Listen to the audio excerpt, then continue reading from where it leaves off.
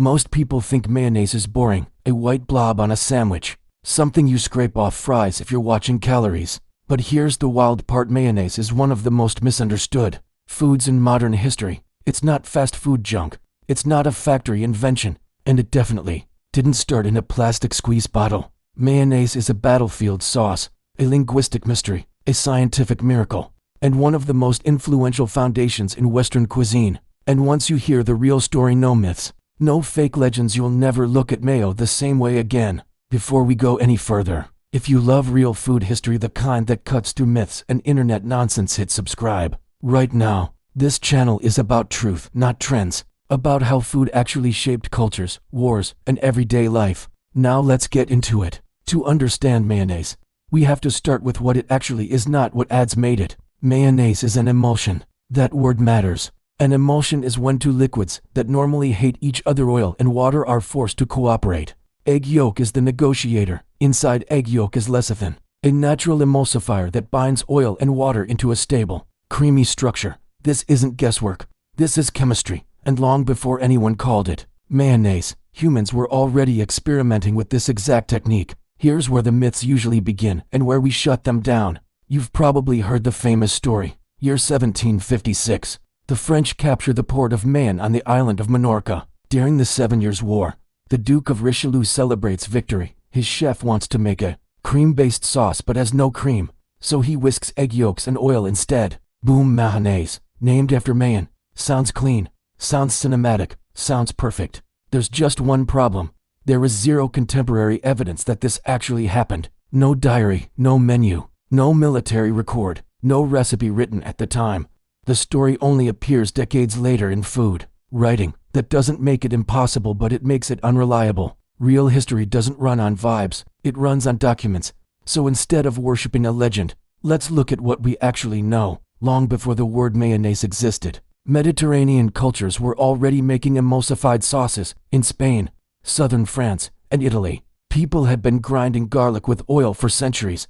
Aioli is the most famous example. Originally, it didn't even use egg, just garlic, oil, salt, and brute force. Over time, egg yolk entered the picture not as an invention, but as an improvement. It stabilized the sauce, made it smoother, more reliable, less likely to break. This matters because it tells us something critical. Mayonnaise was not invented in a single moment. It evolved. Food history almost always works this way. Techniques appear first, names come later. Now let's talk about the name itself, because this is where things get interesting. The word mayonnaise does not appear in any written source until the early 19th century. Around 1806, French cookbooks begin describing cold sauces made from egg yolk and oil. At first, the spelling is inconsistent. Mayonnaise, mayonnaise, mahonnaise. This tells us something important. The dish existed before the spelling stabilized. That's a massive clue. One theory links the name to the French word moyu, an old term referring to egg yolk. Another theory traces it to the verb menir, meaning to handle or to stir. Both make sense linguistically. Both fit the technique. Neither requires a battlefield legend. There was even a proposal by French gastronome Grimaud de la Reynière that the sauce should be called Bayonnaise, linking it to Bayonne in southwestern France. But again, no solid proof. What is solid is this: by the early 1800s, mayonnaise was firmly established in French haute cuisine. And this is where mayonnaise stops being a peasant sauce and becomes a culinary powerhouse. French chefs of the 19th century weren't just cooks, they were system builders. They categorized sauces, refined techniques, and turned cooking into a disciplined art. Antonin Carême, one of the most influential chefs in history, included mayonnaise as a foundational cold sauce, not a garnish, a base.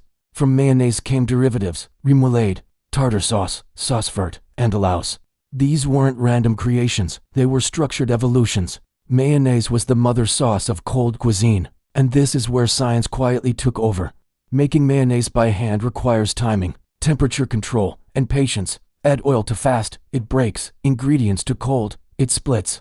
This wasn't something you casually whipped up without skill, which is why, for most of its early history, mayonnaise was associated with professionals, not home kitchens. That changes in the late 19th century. Industrialization didn't just transform factories, it transformed food safety, transportation, and shelf stability. Vinegar quality improved. Eggs became more standardized.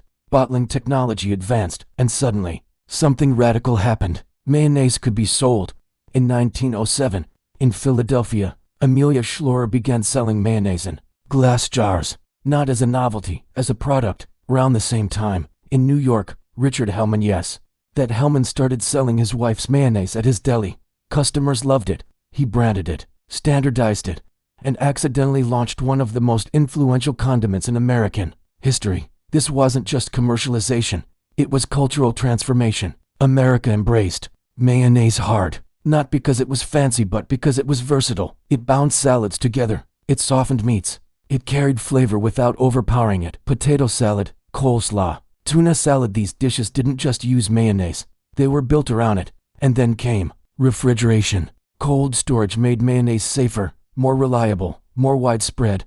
By the mid-20th century, mayonnaise was no longer French, it was global. Japan adopted it and reinvented it. Kewpie mayonnaise, introduced in the 1920s, used only egg yolks instead of whole eggs, added a sweeter vinegar, and created a richer, umami-forward profile. It wasn't imitation, it was adaptation, respectful, intentional, brilliant. Meanwhile, Europe stayed closer to tradition. Olive oil versions, lemon instead of vinegar. Regional preferences shaped texture and taste. In some places, mayonnaise remained handmade and guarded. In others, it became industrial and mass-produced.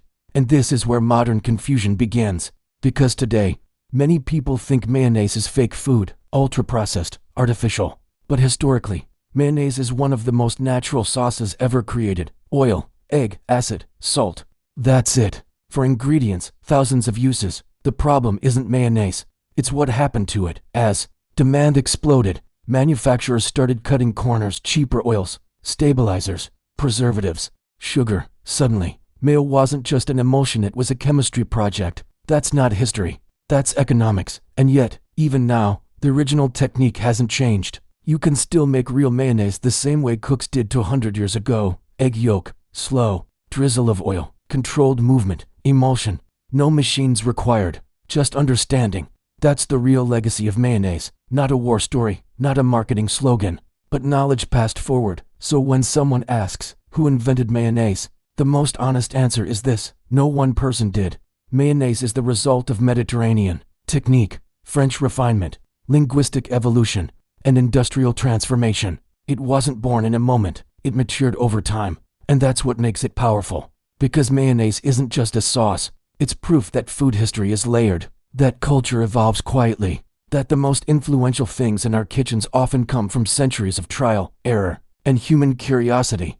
If this changed the way you see food even a little, then do two things. First, hit like. It tells the algorithm this kind of content matters. Second, subscribe. Because this channel doesn't chase trends. We dig for truth, real history, real stories, real flavor. And next time you open a jar of mayonnaise, remember you're not looking at junk food, you're looking at 200 years of culinary evolution, sealed in white. See you in the next deep dive.